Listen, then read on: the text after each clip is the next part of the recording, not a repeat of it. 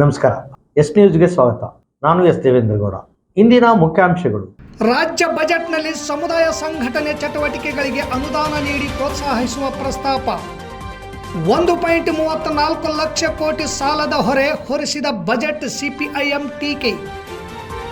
ಬಜೆಟ್ನಲ್ಲಿ ಹಟ್ಟಿ ಚಿನ್ನದ ಗಣಿ ವಿಸ್ತರಣೆ, ನವಲಿ ಸಮಾನಾಂತರ ಜಲಾಶಯ ಹಣ ನೀಡದಕ್ಕೆ ಸಿಪಿಐಎಂ ಲೆಡ್ ಸ್ಟಾರ್ ಖಂಡನೆ.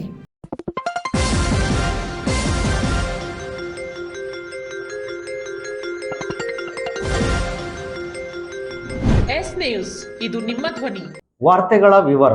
ಇಂದು ಮಂಡನೆಯಾದ ಕರ್ನಾಟಕ ಆಯವ್ಯಯ 2026-27ರಲ್ಲಿ ಸಮುದಾಯ ಸಂಘಟನೆ ಸಂಸ್ಥೆಗೆ ಅನುದಾನ ನೀಡುವುದರ ಮೂಲಕ ಸಾಂಸ್ಕೃತಿಕ ಚಟುವಟಿಕೆಗಳಿಗೆ ಪ್ರೋತ್ಸಾಹ ನೀಡುವುದಾಗಿ ತಿಳಿಸಿರುವುದಕ್ಕೆ ಸಂಘಟನೆಯ ರಾಜ್ಯ ಕೋಶಾಧ್ಯಕ್ಷರಾದ ಎಸ್ ದೇವೇಂದ್ರಗೌಡ ಅವರು ಮಾನ್ಯ ಮುಖ್ಯಮಂತ್ರಿಗಳಾದಂಥ ಸಿದ್ದರಾಮಯ್ಯನವರಿಗೆ ಅಭಿನಂದನೆಗಳನ್ನು ಸಲ್ಲಿಸಿದರು. ಕರ್ನಾಟಕ ರಾಜ್ಯದಲ್ಲಿ ರಂಗ ಚಳುವಳಿಯ ಮೂಲಕ ಗುರುತಿಸಿಕೊಂಡ ಸಮುದಾಯ ಸಂಘಟನೆ 50 ವರ್ಷ ಪೂರೈಸಿದ ಈ ಸಂದರ್ಭದಲ್ಲಿ ಸಂಘಟನೆಯ ಸಾಮಾಜಿಕ ಕಾರ್ಯವನ್ನು ಗಮನಿಸಿ ರಾಜ್ಯ ಬಜೆಟ್ನಲ್ಲಿ ಸಂಘಟನೆ ಕಾರ್ಯಚಟುವಟಿಕೆಗೆ ಅನುದಾನ ನೀಡುವ ಪ್ರಸ್ತಾಪ ಮಾಡಿರುವುದು ಸಂಘಟನೆ ಸ್ವಾಗತಿಸುತ್ತದೆ.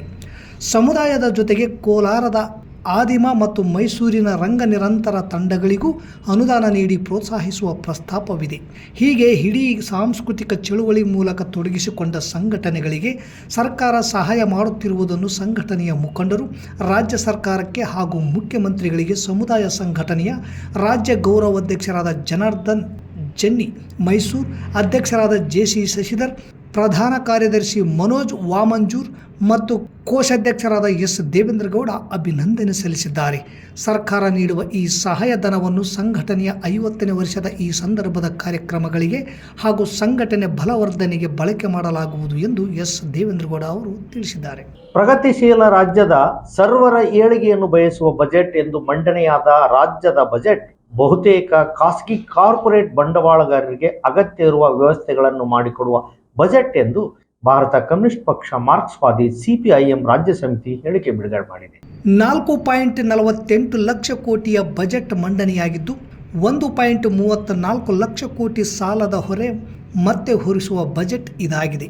2024-25ರಲ್ಲಿ 5 ಲಕ್ಷ ಕೋಟಿ ರೂಪಾಯಿಗಳ ಮಟ್ಟದಲ್ಲಿದ್ದ ಸಾಲದ ಹೊರೆ ಈಗ ಅಂದಾಜು ಸುಮಾರು 8 ಲಕ್ಷ ಕೋಟಿ ರೂಪಾಯಿಗಳನ್ನು ದಾಟಲಿದೆ. ಸರ್ಕಾರದ ವೆಚ್ಚವನ್ನು ಸರಿತೂಗಿಸಲು ಸಾಲವೇ ಪ್ರಮುಖ ಆಧಾರವಾಗಿದೆ ಎಂಬುದನ್ನು ಇದು ಸೂಚಿಸುತ್ತದೆ. ರಾಜ್ಯದ ಅಭಿವೃದ್ಧಿಗೆ ಮೂಲ ಕೊಡುಗೆ ನೀಡುವ ಕೈಗಾರಿಕಾ ಬೆಳವಣಿಗೆಗಳ ಕುರಿತು ಹೊಸ ದೃಷ್ಟಿಕೋನವೇ ಈ ಬಜೆಟ್ನಲ್ಲಿ ಇಲ್ಲವಾಗಿದೆ. ಗೌರವಾನ್ವಿತ ಆದಾಯ ಬರುವ ಹೊಸ ಉದ್ಯೋಗ ಸೃಷ್ಟಿಯ ಸೂಚನೆಗಳಿಲ್ಲ. ಜನರ ಆದಾಯ ಹೆಚ್ಚಿಸದೆ ಆರ್ಥಿಕತೆ ಉತ್ತಮಗೊಳ್ಳಲು ಸಾಧ್ಯವಿಲ್ಲ. ಕೇಂದ್ರದ ಬಿಜೆಪಿ ಸರ್ಕಾರ ಜಾರಿಗೆ ತಂದಿರುವ ಕರಾಳ ಕಾರ್ಮಿಕ ಸಂಹಿತೆಗಳನ್ನು ವಿರೋಧಿಸುವ ಯಾವ ಸೂಚನೆಯನ್ನೂ ರಾಜ್ಯ ಸರ್ಕಾರ ಕೊಟ್ಟಿಲ್ಲ. ಭೂ ಸ್ವಾಧೀನ ಕೈಗಾರಿಕಾ ಅಭಿವೃದ್ಧಿಗೆಂದು ಕರಾಳ KIDB ಕಾಯ್ದೆಯ ಮೂಲಕ ಮನಬಂದಂತೆ ರಾಜ್ಯದಲ್ಲಿ ನಡೆಯುತ್ತಿರುವ ಪ್ರಕ್ರಿಯೆಗಳು, ಅದರಿಂದ ವಂಚನೆಗೊಳಗಾದ ಪ್ರಕರಣಗಳಿಗೆ ಪರಿಹಾರದ ಪ್ರಸ್ತಾಪವಿಲ್ಲ. ಬಗರು ಹುಕುಂ ಸಾಗುವಳಿ, ಅರಣ್ಯ ಭೂಮಿ ಒಳಗೊಂಡು ಹಲವಾರು ಸಾಗುವಳಿದಾರರ ಜಮೀನು ಸಕ್ರಮಗೊಳಿಸುವ ಪ್ರಸ್ತಾಪವೂ ಇಲ್ಲ. ಮನ್ರೇಗಾ ಉಳಿಸುವ ಪ್ರಯತ್ನ ಬಜೆಟ್ನಲ್ಲಿ ಕಾಣುತ್ತಿಲ್ಲ. 2025-26ರ ಸಾಲಿನಲ್ಲಿ ಮನ್ರೇಗಾದ ಅಡಿಯಲ್ಲಿ ಕೇಂದ್ರದ ಪಾಲು 90%, ರಾಜ್ಯದ ಪಾಲು 10% ಇದ್ದಾಗ ಗ್ರಾಮೀಣಾಭಿವೃದ್ಧಿ ಮತ್ತು ಪಂಚಾಯತ್ ರಾಜ್ ಇಲಾಖೆಗೆ 26,735 ಕೋಟಿ ಹಂಚಿಕೆಯಾಗಿತ್ತು. ಈಗ ಆ ಕಾಯ್ದೆಯನ್ನೇ ರದ್ದು ಮಾಡಿ ರಾಜ್ಯದ ಪಾಲು 40%, ಕೇಂದ್ರದ ಪಾಲು 60% ಎಂದು ಮಾಡಿರುವ ಹೊತ್ತಿನಲ್ಲಿ ಕಳೆದ ಅವಧಿಗಿಂತ ಕಡಿಮೆ ಎಂದರೆ 26,559 ಕೋಟಿ ಮೀಸಲಿಟ್ಟು 176 ಕೋಟಿಯಷ್ಟು ಕಡಿತ ಮಾಡಲಾಗಿದೆ. ಸರ್ವೋದಯದ ಕನಸು ಇಲ್ಲೇ ಹುಡಿಯಾಗಿದೆ. ಕೃಷಿ ಬಿಕ್ಕಟ್ಟಿನಿಂದ ರೈತರು, ಕೃಷಿ ಕೂಲಿಕಾರರು ಆತ್ಮಹತ್ಯೆ ಮಾಡಿಕೊಳ್ಳುತ್ತಿರುವ ಹೊತ್ತಿನಲ್ಲಿ ರಾಜ್ಯದ ಬಜೆಟ್ ಮೂಲಕ ಅವರಿಗೆ ಬದುಕಿನ ಭರವಸೆ ನೀಡಲು ಸರ್ಕಾರ ವಿಫಲವಾಗಿದೆ. ಕೃಷಿ ಉತ್ಪಾದಕತೆ ಮತ್ತು ಕೃಷಿ ಭೂಮಿ ರಕ್ಷಣೆಗೆ ಯಾವುದೇ ಬೆಂಬಲ ನೀಡದೆ ರಿಯಲ್ ಎಸ್ಟೇಟ್ ಹಾಗೂ ಕಾರ್ಪೊರೇಟ್ ಭೂ ಕಬಳಿಕೆಗೆ ಉತ್ತೇಜಿಸುವಂತೆ ವ್ಯವಸ್ಥೆಯನ್ನು ರೂಪಿಸುವ ಕ್ರಮಗಳು ಬಜೆಟ್ನಲ್ಲಿವೆ. ಆರೋಗ್ಯ ವಲಯದಲ್ಲಿ ಹೊಸ ಮಲ್ಟಿ ಸ್ಪೆಷಾಲಿಟಿ ಆಸ್ಪತ್ರೆಗಳು ಮತ್ತು ಇರುವ ಆಸ್ಪತ್ರೆಗಳನ್ನು ಮೇಲ್ದರ್ಜೆಗೇರಿಸುವ ಪ್ರಸ್ತಾಪಗಳು ಸ್ವಾಗತಾರ್ಹ. ಆದರೆ ಅವುಗಳ ಸಮರ್ಪಕ ಜಾರಿಯಲ್ಲಿ ಕೊರತೆಗಳಿವೆ ಎಂಬುದು ಈ ಹಿಂದಿನ ಅವಧಿಗಳ ನಮ್ಮ ಅನುಭವ. ಇವುಗಳನ್ನು ಖಾಸಗಿ ಸಹಭಾಗಿತ್ವದ ಹೆಸರಿನಲ್ಲಿ ಖಾಸಗಿ ಬಂಡವಾಳಿಗರಿಗೆ ತೆರೆದಿಡುವ ಸೂಚನೆಗಳು ಅತ್ಯಂತ ಅಪಾಯಕಾರಿಯಾಗಿದೆ. ಶಿಕ್ಷಣ ಕ್ಷೇತ್ರದಲ್ಲಿ ಕೆಲವು ವಿಸ್ತರಣಾ ಯೋಜನೆಗಳ ಪ್ರಸ್ತಾಪವಿದೆ. ಆದರೆ ಕರ್ನಾಟಕ ಪಬ್ಲಿಕ್ ಸ್ಕೂಲ್ ಹೆಸರಿನಲ್ಲಿ ಸುತ್ತಮುತ್ತಲಿನ ಸರ್ಕಾರಿ ಶಾಲೆಗಳನ್ನು ಮುಚ್ಚುವ ಕೆಲಸ ಈಗಾಗಲೇ ಪ್ರಾರಂಭವಾಗಿದ್ದು ಅವು ಗ್ರಾಮೀಣ ಭಾಗದ ಮಕ್ಕಳ ಕಲಿಕೆಯ ಮೇಲೆ ತೀವ್ರ ಪರಿಣಾಮ ಉಂಟು ಮಾಡಲಿದೆ.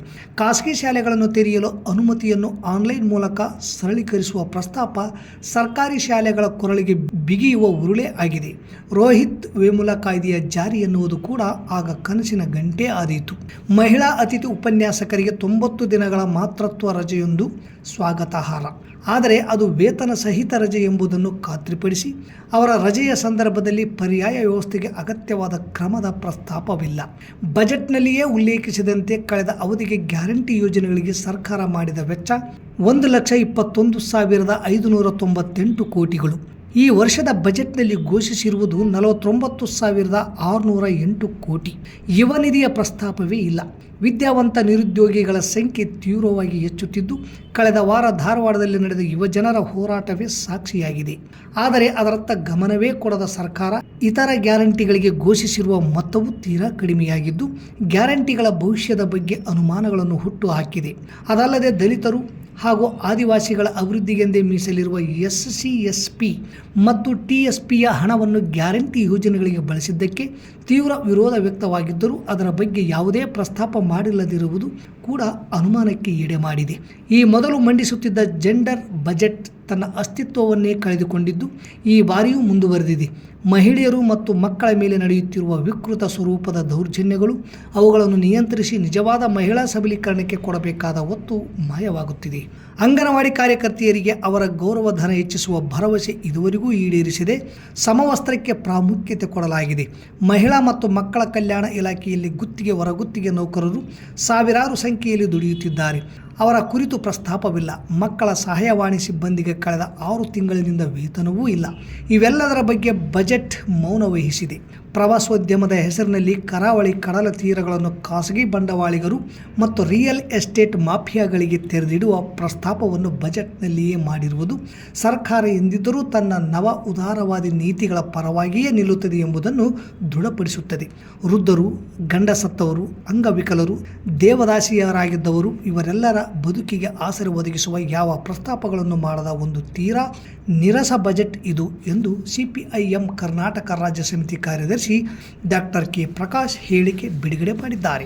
ರಾಯಚೂರು ಜಿಲ್ಲೆಯ ಜನರ ನಿರೀಕ್ಷೆಗಳನ್ನು ನಿರ್ಲಕ್ಷಿಸಿದ 2026-27 ರಾಜ್ಯ ಬಜೆಟ್, ಹಟ್ಟಿ ಚಿನ್ನದ ಗಣಿ ವಿಸ್ತರಣೆ, ನವಲಿ ಸಮಾನಾಂತರ ಜಲಾಶಯ ಹಣ ಬಿಡುಗಡೆ, ಜವಳಿಗೆನ CSFನಲ್ಲಿ ವಿಶ್ವವಿದ್ಯಾಲಯ ಘೋಷಣೆ ಮಾಡದಿರುವುದನ್ನು CPIML ರೆಡ್ ಸ್ಟಾರ್ ಕರ್ನಾಟಕ ರಾಜ್ಯ ಸಮಿತಿ ಖಂಡಿಸಿದೆ.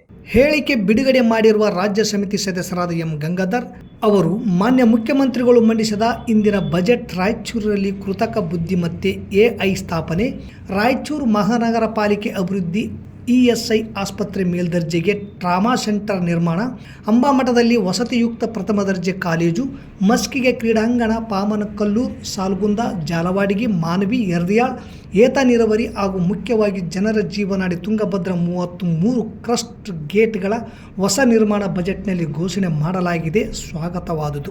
ಆದರೆ ಮುಖ್ಯಮಂತ್ರಿ ಸಿದ್ದರಾಮಯ್ಯ ಅವರು ಇಂದು ಮಂಡಿಸಿದ 2026-27ನೇ ಸಾಲಿನ ರಾಜ್ಯ ಬಜೆಟ್ ರಾಜ್ಯದ ದುಡಿಯುವ ಜನತೆ, ರೈತರು ಮತ್ತು ನಿರುದ್ಯೋಗ ಯುವಕರ ಆಸೆ ಆಕಾಂಕ್ಷೆಗಳನ್ನು ಪೂರೈಸುವಲ್ಲಿ ವಿಫಲವಾಗಿದೆ ಎಂದು CPIML ರೆಡ್ ಸ್ಟಾರ್ ರಾಜ್ಯ ಸಮಿತಿ ತೀವ್ರವಾಗಿ ಖಂಡಿಸುತ್ತದೆ.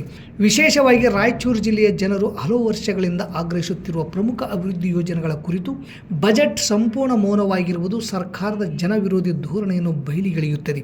ಸಾವಿರಾರು ನಿರುದ್ಯೋಗಿಗಳಿಗೆ ಉದ್ಯೋಗ ಅವಕಾಶಗಳನ್ನು ಸೃಷ್ಟಿಸಬಲ್ಲ ಹಟ್ಟಿ ಚಿನ್ನದ ಗಣಿ ವಿಸ್ತರಣೆ ಯೋಜನೆ ಕುರಿತು ಯಾವುದೇ ಘೋಷಣೆ ಇಲ್ಲದಿರುವುದು ಅತ್ಯಂತ ದುಃಖಕರ. ಈ ಯೋಜನೆ ವಿಸ್ತರಣೆಗೊಂಡಿದ್ದರೆ ರಾಯಚೂರು ಜಿಲ್ಲೆಯ ಸಾವಿರಾರು ಯುವಕರಿಗೆ ನೇರ ಹಾಗೂ ಪರೋಕ್ಷವಾಗಿ ಉದ್ಯೋಗ ಸಿಗಬಹುದಿತ್ತು. ಅದೇ ರೀತಿ ಕೃಷಿ ಮತ್ತು ಕುಡಿಯುವ ನೀರಿನ ಸಮಸ್ಯೆ ಪರಿಹಾರಕ್ಕೆ ಅತ್ಯಂತ ಅಗತ್ಯವಾಗಿರುವ ನವಲಿ ಸಮಾನಾಂತರ ಜಲಾಶಯ ನಿರ್ಮಾಣ ಯೋಜನೆಗೂ ಬಜೆಟ್ನಲ್ಲಿ ಹಣ ಮೀಸಲಿಡದಿರುವುದು ಜಿಲ್ಲೆಯ ರೈತರಿಗೆ ಮಾಡಿದ ದೊಡ್ಡ ಅನ್ಯಾಯವಾಗಿದೆ. ತುಂಗಭದ್ರಾ ಅಚ್ಚುಕಟ್ಟು ಪ್ರದೇಶದಲ್ಲಿ ನೀರಿನ ಸಮರ್ಪಕ ಬಳಕೆ ಹಾಗೂ ಭವಿಷ್ಯದ ನೀರಿನ ಭದ್ರತೆಗಾಗಿ ಈ ಯೋಜನೆ ಅತ್ಯಂತ ಅಗತ್ಯವಾಗಿದೆ. ಇನ್ನೊಂದೆಡೆ ರಾಯಚೂರು ಜಿಲ್ಲೆಯ ಜವಳಗೆರೆ ಪ್ರದೇಶದಲ್ಲಿರುವ ಸುಮಾರು 7,000 ಎಕರೆ ಭೂಮಿ ಸುಮಾರು ವರ್ಷಗಳಿಂದ ಪಾಳು ಬಿದ್ದಿದೆ. ಈ ಭೂಮಿಯಲ್ಲಿ ಒಂದು ದೊಡ್ಡ ರಾಜ್ಯ ವಿಶ್ವವಿದ್ಯಾಲಯ ಸ್ಥಾಪನೆ ಮಾಡುವ ಮೂಲಕ ಕಲ್ಯಾಣ ಕರ್ನಾಟಕ ಭಾಗದ ವಿದ್ಯಾರ್ಥಿಗಳಿಗೆ ಉತ್ತಮ ಉನ್ನತ ಶಿಕ್ಷಣದ ಅವಕಾಶ ಕಲ್ಪಿಸಬಹುದಾಗಿತ್ತು.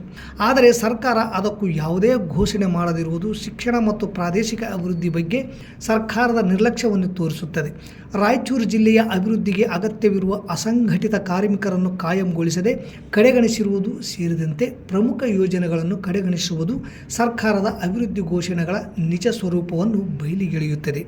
ಆದ್ದರಿಂದ ಸರ್ಕಾರ ತಕ್ಷಣವೇ ಹಟ್ಟಿ ಚಿನ್ನದ ಗಣಿ ವಿಸ್ತರಣೆ ಯೋಜನೆಗೆ ಅನುಮೋದನೆ ನೀಡಬೇಕು. ನವಲೆ ಸಮಾನಾಂತರ ಜಲಾಶಯ ನಿರ್ಮಾಣಕ್ಕೆ ಅಗತ್ಯ ಹಣ ಮೀಸಲಿಡಬೇಕು. ಹಾಗೆಯೇ ಜವಳಗೆರೆ CSF ಭೂಮಿಯಲ್ಲಿ ರಾಜ್ಯ ವಿಶ್ವವಿದ್ಯಾಲಯ ಸ್ಥಾಪನೆ ಘೋಷಿಸಬೇಕು ಹಾಗೂ ಅಸಂಘಟಿತ ಕಾರ್ಮಿಕರನ್ನು ಕಾಯಂ ಮಾಡಬೇಕು.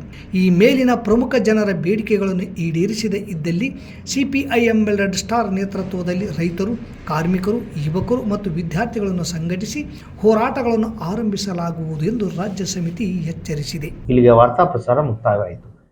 ನಿರಂತರ ಸುದ್ದಿಗಾಗಿ ವೀಕ್ಷಿಸಿ ಎಸ್ ನ್ಯೂಸ್. ಇದು ನಿಮ್ಮ ಧ್ವನಿ. ನಮಸ್ಕಾರ.